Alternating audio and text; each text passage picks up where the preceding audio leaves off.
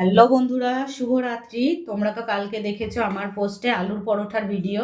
তো আজকে দেখে নাও আমার লুচির ভিডিও। তো এই যে আমি লুচি বেলতে শুরু করে দিয়েছি।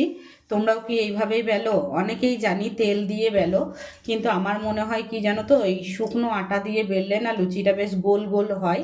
হ্যাঁ, হয়তো তেলটা একটু ময়লা হয়ে যায় ঠিকই, কিন্তু লুচিটা দেখতেও খুব সুন্দর হয় আর বেলাটাও খুব সুন্দর হয়। তো এই দেখো আমি অলরেডি বেলে ফেলেছি। তো এই যে আমি বেলছি, আর ওইদিকে কিন্তু আমার বর ছাঁকছে। এই যে দেখো গরম গরম ফুলকো ফুলকো লুচি।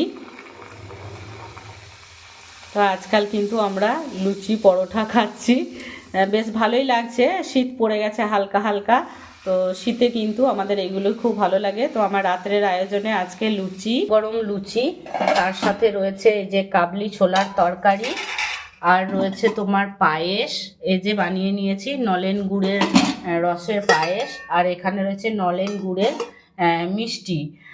তো আজকের আমার রাত্রের মেনুটা তোমাদের কেমন লাগলো একটু কমেন্ট করে বলবে। সবাইকে শুভরাত্রির অনেক অনেক শুভেচ্ছা।